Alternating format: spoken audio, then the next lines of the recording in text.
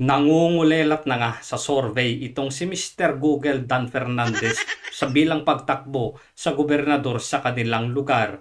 At eto na naman nga, isang congressman na kasama nila dito sa hearing hindi na ho nakatiis. Dito sa paraan kung paano magtanong itong si Mr. Dan Fernandez. Walang kadala-dala talaga. Pinupuna na nga kayo sa pagtatanong ninyo sa yes or no sa mga resource person ninyo.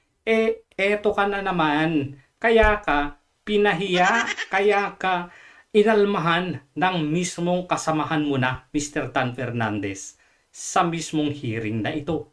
Ang tanong ko sa NGCP,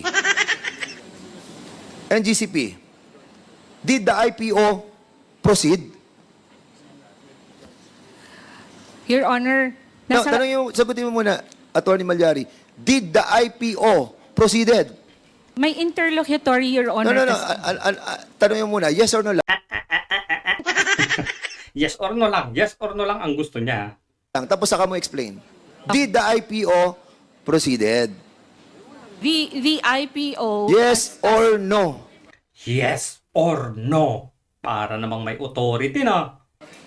Sorry, Your Honor, I'm trying to make Yes a or complete no, sentence. then explain. Sorry, Your Honor. I'm trying to make a complete sentence. Yes or no lang daw bago mag-explain. Tuloy. The Tuloy IPO po ba- as contemplated Wait. under... Hindi tayo magkakaintindihan hanggang hindi mo muna sinasagot ang aking katanungan. Parang may laman na. Did the IPO proceeded? Yes or no? As contemplated in the order, hindi po. And if I may explain. Hindi. Kaya, hindi sa order. May sumisingit na. Ang tinatanong ko kasi, in-orderan kayo, di ba? Na proceed with the IPO. Kasi nga, nag-witness kayo eh. Ang sabi ni Eduardo Francisco, yung inyong expert, nagpo-proceed na po kami sa IPO, nasa initial stage na po kami. Tignan nyo. Nasa initial stage na po kami. And we will be earning or we will have investor like $1 billion coming from the 1 billion. different investor. So ngayon, nandito po report eh, nabasa ko lahat eh. At ang sinasabi nyo, nasa stage na kayo ng IPO. Ang tinatanong ko, Tignan nyo yung tsura ni Madam, oh. Galit na, oh. nag-proceed ba kayo sa IPO? Sabi mo, no. Di ba? Then now, explain. Your Honor, ituloy ko lang po yung chronology. After the ERC order dated 10 March 2021, NGCP now filed a motion for clarification to allow... Wait. Wait.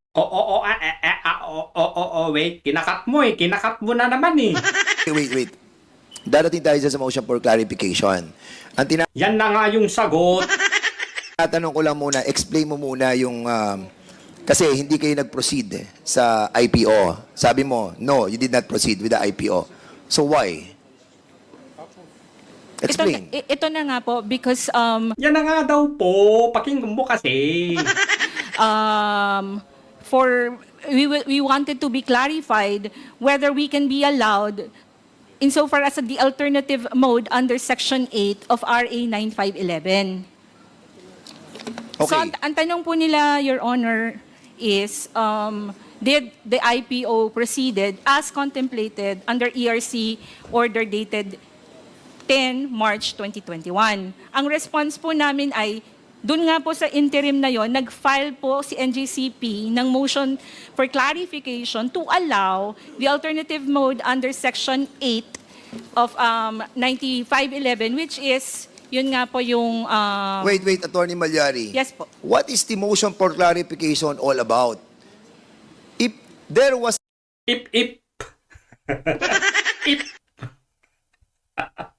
a decision by the commission denying your petition, and then you filed a motion for reconsideration, and that was also denied, the motion for clarification should be on the decision of the denial, not on the alternative mode of the requirement that is being set by Section 8 Ayan na. of Republic Act 9511. Mr. Chairman, I think we should allow the focus of this inquiry, the NGCP, to fully explain. Because once there was the decision that they are going to have IPO, Section 8 provides an alternative remedy. That's the second proviso, which I read, Mr. provided that the listing in the PSA of any company which directly or indirectly owns. So can we allow the NGCP to finish? Because if we keep on interjecting, we don't have the whole defense of the NGCP. Mr. Chairman. So I'm asking that, Mr. Mr. Chair. Oh, basag ka ngayon. Basag ka ngayon. Pagsalitain mo kasi. Nagpapaliwanag eh. Cut ka ng cut eh. Kasi so many times, I'm hindi na aalaw questioning the resource person. And I'm satisfied already with the answer that she was manifesting. Paano ka naging satisfied, Mr. Dan Fernandez? Eh, interject ka nga na interject habang nagsasalita. Paano ka satisfied? Paano mo nga naintindihan kung hindi mo naman inaalaw yung resource person mo na magsalita? Daldal ka kasi ng daldal. Ngayon, kapag ka pinuna ka, iiyak ka ngayon. Okay na sa akin yun, Mr. Chairman, basta sumagot siya ng, Okay. ng Mr. Chair, tinatanong The ko. Honorable Rufus, 1 minute this is the suspension. time of the Honorable Dan Fernandez. And we will now, I think, NGCP, I understand your sentiments, Honorable Rufus, but I think, we will also have to make sure that the answers are straight to the point, no? I think ang hinihingi Straight to the point nga. Kailangan nga niyang i-explain kasi yung yes or no niya, eh meron pang paliwanag. Ito naman eh. ni Kong Dan ay yes or no, tapos magpaliwanag. Yan naman Mr. Chairman, ang hinihingi niya. Mr. Para Chair- mapabilis ho tayo. The Honorable Dan, can you please proceed? With all due respect Okay. with Congressman Rupus, I'm Rufus. asking direct answer. I'm asking direct answer. And then I am letting her to explain. And then, Yes. Oo nga, nilelet mo nga nang mag-explain, pero yung explanation niya, kinakat mo na eh. Doon pa lang, may problema na tayo. Nakuha mo nga yung sagot mo, yes or no. Sinagot ka nga niya, eh nag-e-explain ngayon yung tao, you let her to explain. Sabi mo, nag-e-explain yung tao, eh interject ka ng interject. Paano makakapag-explain yung tao? Nakaka-high blood ka talaga eh, Mr. Tan Fernandez eh. I don't know where the good gentleman is coming from na hindi ko inaalaw na magsalita yung ating pong resource person. Inaalaw mo, pero kinakat mo naman yung explanation niya, yun ang point niya. Matter of fact, sabi ko, sige, explain. Di ba? Okay, so this is still the time of the Honorable Dan. Makati, di ba? Ulitin natin yung partner. Where Di ba? the good gentleman is coming from na hindi ko inaalaw na magsalita yung ating pong resource person. As a Tignan matter nyo. of fact, sabi ko, sige, explain. Di ba? Tignan nyo yung mata. So this is still the time Oh. of the Honorable Dan Fernandez. So you have the floor, the Honorable Dan. Proceed. Okay, so nung March 10, nagkaroon ng final decision na denied na po yung inyo pong petition, prayer for the extension. Yun nga yung ine-explain niya. Kaya nga sila nagpadala ng clarification letter. Kaya nga meron silang, pwede nyo bang i-clarify kung ano ito? Eh, ayaw mong tanggapin eh.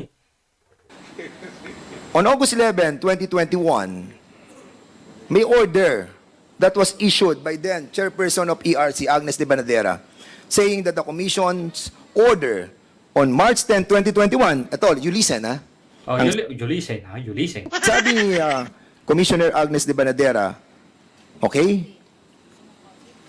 the Commission's order dated March 10, 2021 should not be taken as allowing or prohibiting any mode of ownership dispersal allowed under the law to be undertaken by NGCP as this was not an issue in the entire proceedings.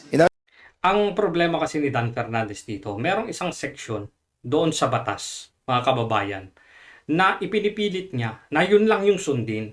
Pero dito pala sa baba ay meron pang therefore, provided for. Parang provided na ganito, ganyan. Pwede ninyong gawin. Ang gusto nitong Dan Fernandez na ito ay balewalain yung kasunod na linya doon sa batas na gusto niyang ipilit na yun lang yung dapat sundin nila. Ang binasa kanina ni Congressman Rufus ay yung sa baba mismo ng batas na merong parang exemption doon sa batas na yun. Yung binasa kanina ni Congressman Rufus na batas ay meron pang kasunod yan. Ang ipinipilit ni Dan Fernandez ay sundin nila kung ano yung nasa linya na yan. Ang problema, meron pang kasunod. Ay nako, Mr. Dan Fernandez, naguguluhan ka na yata sa buhay mo. Hindi mo na alam kung ano ang nangyari. Ano ba to? Stress ba to? Dahil kulelat ka na sa survey? Kaya ganitong klase ka mag-isip?